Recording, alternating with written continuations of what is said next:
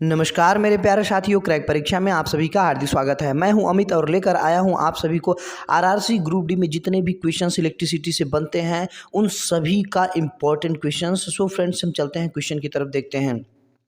पहला क्वेश्चन है कि हमारा जो फ्यूज तार है वो कैसा होना चाहिए, किस मटेरियल का बना होना चाहिए, उसका प्रतिरोध कैसा होना चाहिए, उसकी मेल्टिंग पॉइंट यानी कि गलनांक कैसा होना चाहिए। सो फ्रेंड्स, हम आपको बता देते हैं कि जो फ्यूज तार होना चाहिए वो फ्यूज तार होता क्या है। फ्यूज तार होता है आपका कि परिपथ में एक प्रोटेक्टिव अवयव होता है, यानी कि एक ऐसी युक्ति जो होती है जो कि वो प्रोटेक्शन करती है, यानी कि उसमें से जो धारा यानी कि करंट बहती है वो कांस्टेंट बहती है, यानी कि कांस्टेंट धारा बहती है। उससे ज़्यादा अगर धारा बहती है तो वो तोड़ देती है, यानी कि परिपथ को क्या करती है, वो तोड़ देती है, यानी कि एक तरीके से परिपथ का प्रोटेक्शन करती है। सो फ्रेंड्स, हम आपको बता देते हैं कि जो मतलब कि फ्यूज तार होता है, फ्यूज तार में क्या होता है, उसका जो प्रतिरोध होता है, उसका जो रेजिस्टेंस होता है वो बहुत हाई होता है। वो क्या होता है, बहुत हाई होता है, जिससे क्या होता है कि वो जल्दी से गर्म हो जाएगा। और प्रतिरोध हाई होगा तो जल्दी से गर्म होगा, जितना ज़्यादा करंट जाएगा प्रतिरोध उसका ज़्यादा होगा, और जब प्रतिरोध ज़्यादा होगा तो क्या हो जाएगा, और उसका मेल्टिंग पॉइंट क्या होना चाहिए, उसका गलनांक जो होना चाहिए वो कम होना चाहिए, जिससे कि वो गल जाए, यानी कि पतला तार होना चाहिए। पतला तार होगा तो उसकी और मेल्टिंग पॉइंट कम होना चाहिए, जिससे कि जल्दी से ज़्यादा धारा बहा, उसमें से करंट का मान ज़्यादा हुआ तो प्रतिरोध ज़्यादा हुआ, प्रतिरोध ज़्यादा हुआ तो वो ज़्यादा गर्म हो जाएगी, और जैसे गर्म होगी तो उसकी मेल्टिंग पॉइंट लो रहेगी, वो तुरंत क्या हो जाएगी, परिपथ को ब्रेक कर देगी। यानी कि आपकी कोई भी सिस्टम में, परिपथ में अगर कोई भी मतलब कि गैजेट लगा है तो उसको वो सेव कर देगी। नेक्स्ट क्वेश्चन की तरफ हमारा जो अगला क्वेश्चन है वो ये है कि रगड़ने पर दो अलग अलग पिंडों का जो विद्युतीकरण होता है किसके स्थानांतरण के कारण होता है। सो फ्रेंड्स, हम आपको बता देते हैं, जैसे ये कोई बॉडी है, अगर इसको यहाँ पे आपस में रगड़ा जाता है तो क्या होता है, इलेक्ट्रॉनों का मतलब कि क्या होता है, आदान प्रदान होता है। अब जैसे इनको रगड़ा गया तो यहाँ पर क्या हो जाएंगे, यहाँ से इलेक्ट्रॉन, इस बॉडी से इलेक्ट्रॉन अगर मान लीजिए इधर चले गए तो यहाँ पर पॉजिटिव मतलब कि पॉजिटिव चार्ज हो जाएगा, यहाँ पर इलेक्ट्रॉन आ गया तो यहाँ इलेक्ट्रिक निगेटिव चार्ज हो गया। सो फ्रेंड्स, हम आपको बता देते हैं, तो ये आपका क्या हो जाएगा, ये जो सिस्टम है ये सिस्टम आपका निगेटिवली चार्ज हो गया, ये क्या हो गया, पॉजिटिवली चार्ज हो गया। सो फ्रेंड्स, हम आपको बता देते हैं, इसी तरीके से दो पिंडों को रगड़ा जाता है तो किसके कारण, इलेक्ट्रॉन्स के स्थानांतरण के कारण, इलेक्ट्रॉन के ट्रांसफर के कारण ही क्या होता है, वो पिंड क्या होता है, वो चार्ज हो जाता है, विद्युतीकरण हो जाता है।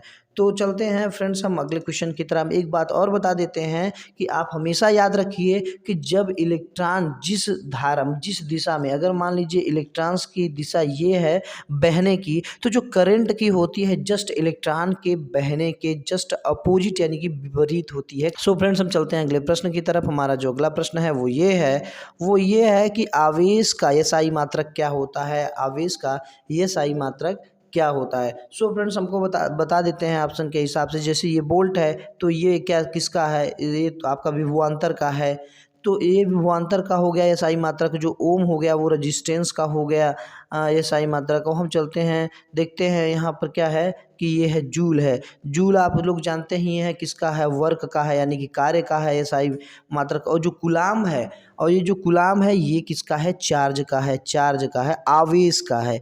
आवेश का एसआई मात्रक क्या होता है, चार्ज होता है। हम आपको बता देते हैं फ्रेंड्स, जो यहाँ पे मतलब कि आवेश का अगर सबसे बड़ा मात्रक देखा जाए तो वो फैराडे है, और आवेश का जो सबसे छोटा मात्रक है वो फ्रैंकलिन होता है। क्या होता है फ्रेंड्स, आप याद रखिए, आरआरसी ग्रुप डी में ये क्वेश्चन पूछा ही जाता है कि आवेश का सबसे बड़ा मात्रक कौन सा होता है, तो फैराडे होता है, और छोटा मात्रक होता है फ्रैंकलिन होता है। एसआई मात्रक भी बहुत ज़्यादा क्वेश्चंस पूछे जाते हैं। सो फ्रेंड्स, हम चलते हैं अगले प्रश्न की तरफ। हमारा जो अगला प्रश्न है वो ये है कि जब किसी चालक तार से विद्युत धारा प्रवाहित होती है तो गतिशील कण होती है, क्या होती हैं। देखिए फ्रेंड्स, जो एटम होते हैं, आयंस होते हैं, जो प्रोटॉन होते हैं, जो एटम होते हैं वो कभी भी ट्रांसफ़र नहीं होते हैं। यानी कि अब जैसे ये एटम है तो ये एटम में कोई भी वस्तु है, वस्तु का जो परमाणु होता है वो कभी गतिशील नहीं होता, अपने स्थान पर ही रहता है। और जो प्रोटॉन होता है उसके मतलब कि क्या होता है, उसके न्यूक्लियस में होता है, तो जाहिर सी बात है वो नहीं मूव करेगा। तो एटम के जो आउटर में होता है वो होता है इलेक्ट्रॉन होता है। इसीलिए इलेक्ट्रॉन्स के ट्रांसफ़र से, इलेक्ट्रॉन के गति से ही क्या होता है विद्युत चालक यानी कि विद्युत धारा, विद्युत चालक में विद्युत धारा उत्पन्न होती है। सो फ्रेंड्स आप देख सकते हैं कि देखिए अब क्या होता है, इलेक्ट्रॉन मान लीजिए इलेक्ट्रॉन की डायरेक्शन ये है, इलेक्ट्रॉन मान लीजिए इस दिशा में बह रही है, तो जो करंट होगी आपकी करंट की डायरेक्शन इसमें होगी, किसमें होगी, करंट की डायरेक्शन इसमें होगी, जस्ट इलेक्ट्रॉन के बहने के विपरीत दिशा में। सो फ्रेंड्स हम चलते हैं, यानी कि जो हमारा जो करेक्ट आंसर हो जाएगा वो हो जाएगा ऑप्शन नंबर डी हो जाएगा कि जब किसी चालक तार से विद्युत धारा प्रवाहित होती है तो गतिशील कण जो होते हैं वो इलेक्ट्रॉन होते हैं, वो भी करंट के विपरीत दिशा में होते हैं। सो फ्रेंड्स हम चलते हैं अगले प्रश्न की तरफ। हमारा जो अगला प्रश्न है वो क्या है, वो ये है कि निम्नलिखित में से कौन विद्युत का सुचालक है।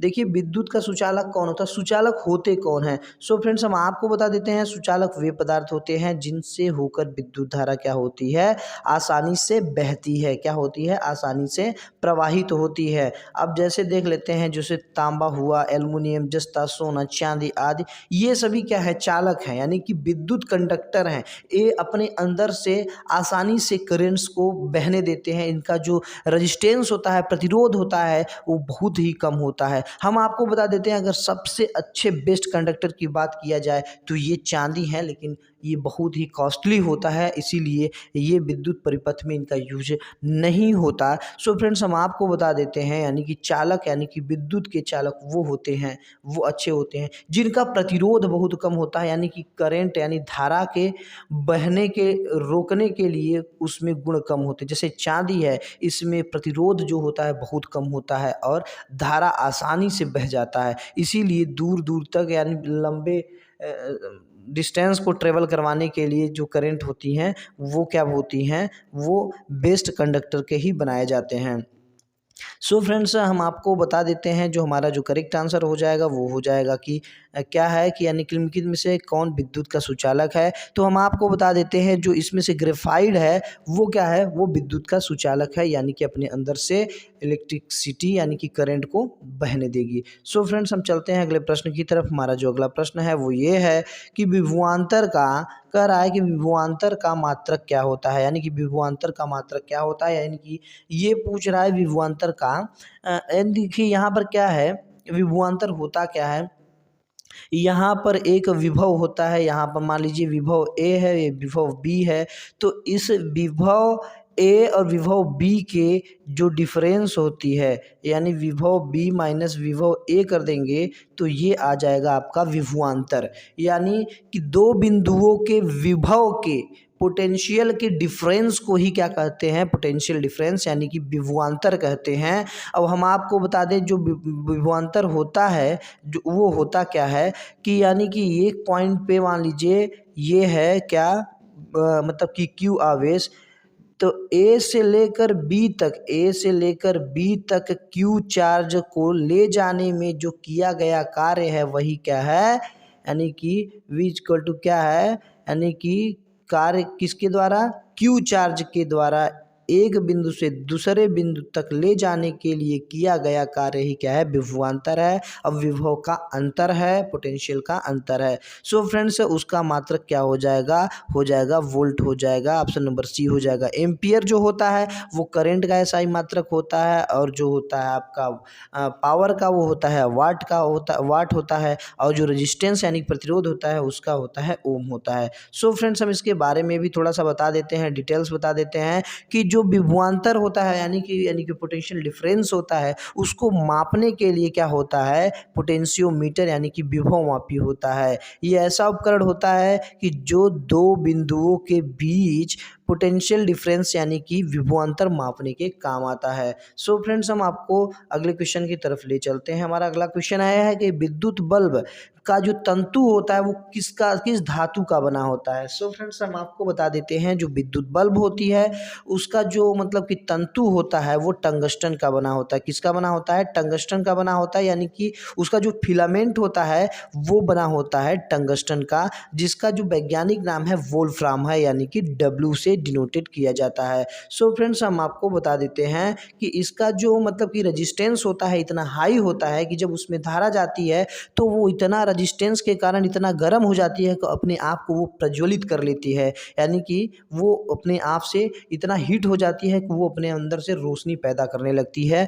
सो फ्रेंड्स हम क्या चलते हैं अगले प्रश्न की तरफ। हमारा जो अगला प्रश्न है वो ये है कि 10 ओम और 20 ओम के दो प्रतिरोधों को श्रेणी क्रम में जोड़ने पर समतुल्य प्रतिरोध कितना होगा, यानी कि इक्विवेलेंट रेजिस्टेंस कितना होगा। सो फ्रेंड्स हम आपको बता देते हैं, जैसे ये मान लीजिए हमारा पहला रेजिस्टेंस है और यहाँ पर ये दूसरा रेजिस्टेंस है और इसको जोड़ा गया है, किस में जोड़ा गया है, आपका जोड़ा गया है सीरीज में जोड़ा गया। देखिए यहाँ पर ये 10 ओम है और यहाँ पर ये 20 ओम है। सो फ्रेंड्स देखिए 10 ओम और 20 ओम का जो दो प्रतिरोध है वो क्या है, श्रेणी क्रम में जुड़ा हुआ है। इसका इक्विवेलेंट प्रतिरोध पूछ रहा है, तो हम आपको बता देते हैं कि जब ये सीरीज में होते हैं तो इनको सिंपली जोड़ लिया जाता है, यानी कि इसका जो फार्मूला हो जाता है equivalent is equal to R1 + R2, ये हो जाता है, यानी कि दोनों प्रतिरोध का सम ही क्या होता है, समतुल्य प्रतिरोध के बराबर होता है। तो क्या हो जाएगा, 10 + आपका 20 हो जाएगा,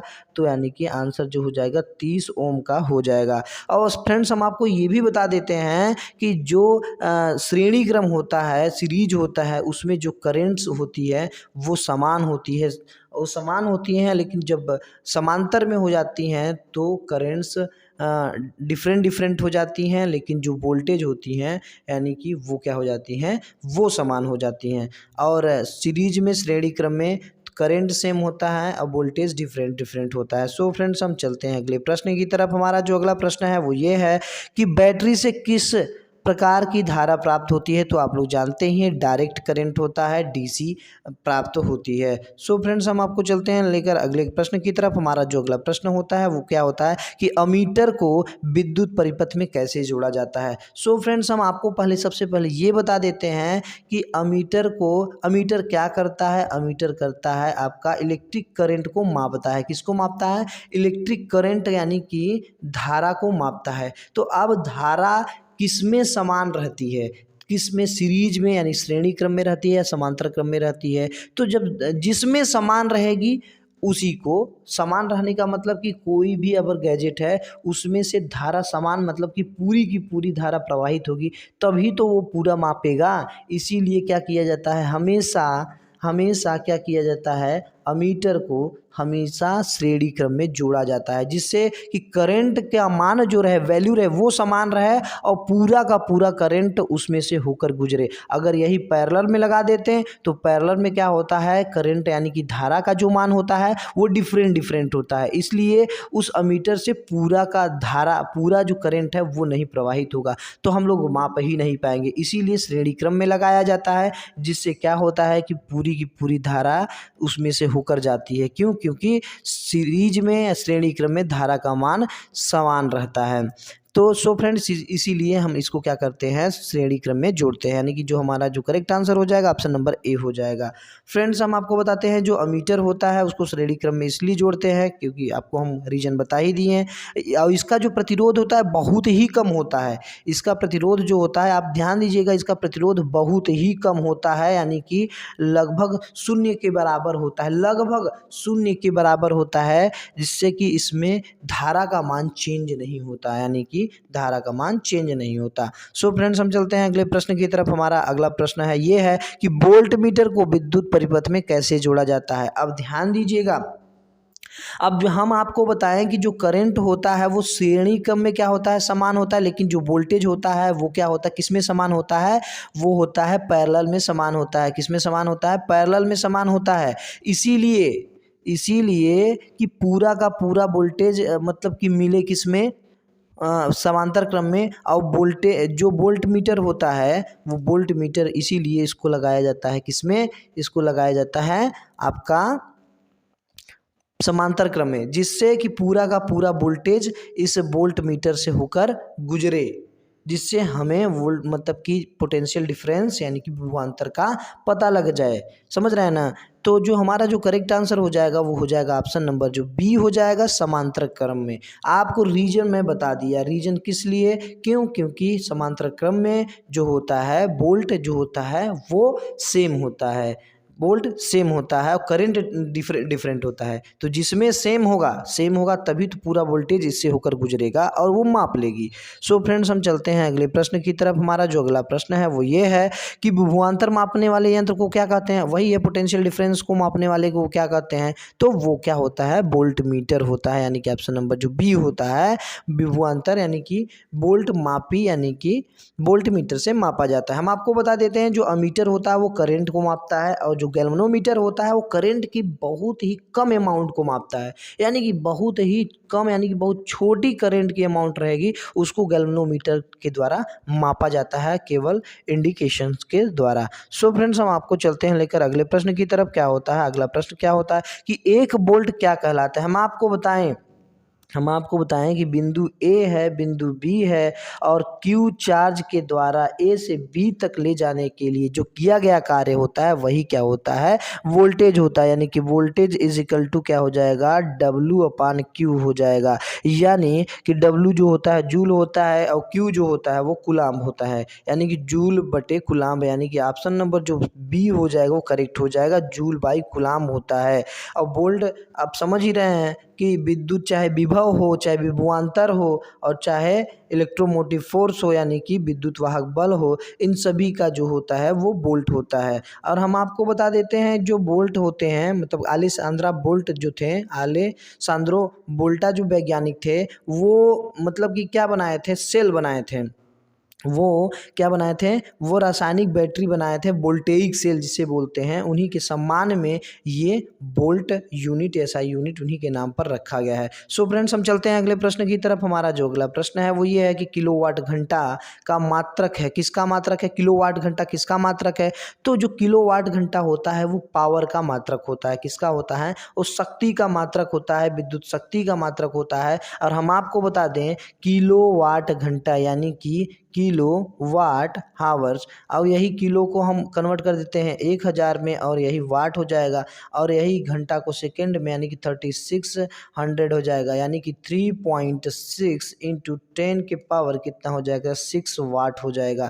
तो इसी को हम लोग बोलते हैं एक यूनिट बोलते हैं। हम लोग क्या करते हैं व्यापारिक भाषा में क्या करते हैं, इसे एक यूनिट बोलते थे। या पूछे कि एक यूनिट में कितना वाट पावर होता है तो 3.6 इंटू 10 की पावर 6 क्या होता है, वाट होता है। यानी कि ये क्या है कि विद्युत शक्ति है। क्या है, ये विद्युत शक्ति का मात्रक है। सो फ्रेंड्स हम चलते हैं अगले प्रश्न की तरफ। हमारा जो अगला प्रश्न है वो क्या है कि ये कह रहा है कि विद्युत हीटर की कुंडली में किसका प्रयोग किया जाता है। आप जानते हैं कि जो विद्युत बल्ब होता है, विद्युत बल्ब में क्या किसका प्रयोग किया जाता है, टंगस्टन का प्रयोग किया जाता है। इसका रेजिस्टेंस हाई होता है, सेम उसी प्रकार से। लेकिन ये क्या होता है, रेजिस्टेंस हाई होने के कारण इसमें ये अपने आप को प्रतिरोध के कारण इसमें आपको क्या होता है, गर्म करके प्रज्वलित होता है, यानी कि इसमें से लाइट पैदा करता है। लेकिन वही चीज़ होती है जो हीटर में लगी होती है कुंडली, वो उसका भी रेजिस्टेंस बहुत ज़्यादा होता है नाइक्रोम, यानी नाइक्रोम का क्या होता है, प्रतिरोध बहुत ज़्यादा होता है, वो हीट होता है। तो हीट करने पे वो सबसे ज़्यादा ऊष्मा देती है, ना कि उसमें से प्रकाश उत्पन्न होता है।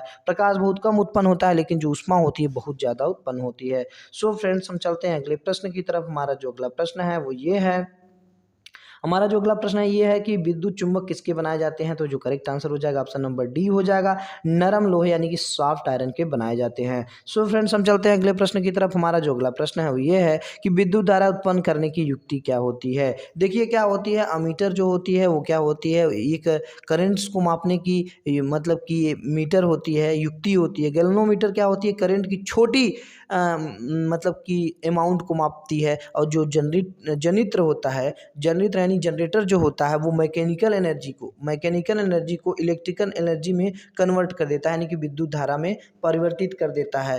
तो ऑप्शन नंबर जो हो जाएगा ए जो हो जाएगा वो करेक्ट हो जाएगा। हम चलते हैं अगले प्रश्न की तरफ। हम आपको ये भी बता देते हैं कि विद्युत धारा की एसआई मात्रक एम्पियर है, ये तो बता ही दिए हैं। अब विद्युत परिपथ में विद्युत धारा के मापने के लिए क्या करते हैं, हम लोग अमीटर का यूज करते हैं। सेल बाहरी परिपथ में जिस प्लेट से धारा भेजती है, क्या कर रही है कि सेल बाहरी परिपथ में जिस प्लेट से धारा भेजती है उसे क्या कहते हैं। तो देखिए फ्रेंड्स, हम आपको पहले भी बता दिए हैं कि क्या होता है, जैसे कि पॉजिटिव हो गया टर्मिनल, एक निगेटिव टर्मिनल हो गया। तो सो फ्रेंड्स, हम आपको बता देते हैं जो पॉजिटिव हो गया उसे क्या कहते हैं, उसे एनोड कहते हैं, और जो निगेटिव टर्मिनल होगा उसे कैथोड कहते हैं। तो देखिए यहाँ से इलेक्ट्रॉन, यानी कि ये पॉजिटिव है तो इलेक्ट्रॉन आकर्षित करेगा, इलेक्ट्रॉन क्या करेगा, आकर्षित करेगा इस साइड। लेकिन अब क्या करिए, तो यानी कि जो इलेक्ट्रॉन की जो धारा हो गई वो कैथोड से एनोड हो गई, लेकिन जो करंट की धारा है, वो करंट की जो डायरेक्शन है वो जस्ट इलेक्ट्रॉन्स के बहने की विपरीत दिशा में होती है। तो कह रहा है कि सेल बाहरी परिपथ में जिस प्लेट से धारा भेजती है उसे क्या कहती है। तो धारा कहाँ से आएगी, एनोड से कैथोड आएगी। कहाँ से आएगी, एनोड से कैथोड, यानी कि पॉजिटिव यानी कि धन ध्रुव से आएगी। ऑप्शन नंबर जो ए हो जाएगा वो करेक्ट हो जाएगा। सो फ्रेंड्स, हम चलते हैं अगले प्रश्न की तरफ। हमारा जो अगला प्रश्न है वो ये है कि कह रहा है कि किसी चालक का जो प्रतिरोध होता है किस पर निर्भर करता है। तो हम आपको बता देते हैं कि हम चलते हैं रेजिस्टेंस के फार्मूला पे। रेजिस्टेंस का जो फार्मूला होता है वो ये होता है कि R इज इक्वल टू रो, यानी कि रो L/A होता है। यानी कि अगर देखा जाए तो ये रेजिस्टेंस है, ये क्या है, स्पेसिफिक रेजिस्टेंस है, और यहाँ पे L जो है ये लेंथ है, और A जो है वो कंडक्टर का क्या है, क्रॉस सेक्शन एरिया है। सो फ्रेंड्स, जो अगर देखा जाए तो directly proportional resistance is equal to directly proportional to the length of conductor, यानी कि लंबाई जितनी ज़्यादा रहेगी रेजिस्टेंस उतना ज़्यादा रहेगा, और ये इन्वर्सली प्रोपोर्शनल टू द क्या रहेगा, inversely proportional to the cross section area. इसका मतलब कि जितना ज़्यादा, मतलब कि मोटाई वाला अगर मान लीजिए कंडक्टर है तो उसका प्रतिरोध जितना ज़्यादा मोटा रहेगा उतना ज़्यादा ये रेजिस्टेंस कम रहेगा, और जितना ज़्यादा पतला तार रहेगा उतना ही ज़्यादा आपका रेजिस्टेंस रहेगा। यानी कि जितना मोटा मतलब कंडक्टर रहेगा, तार रहेगा, तो उतना कम रेजिस्टेंस यानी कि प्रतिरोध रहेगा, और जितना पतला रहेगा उतना ही ज़्यादा आपका प्रतिरोध रहेगा। सो फ्रेंड्स, और ये जो रो होता है ये स्पेसिफिक रेजिस्टेंस होता है जो कि एक कंडक्टर यानी कि तार के मटेरियल के ऊपर निर्भर करती है। सो फ्रेंड्स, अगर वीडियो अच्छी लगे तो लाइक कीजिए, सब्सक्राइब कीजिए और बेल आइकन को जरूर दबाइए, और मिलते हैं नेक्स्ट वीडियो में। जय हिंद।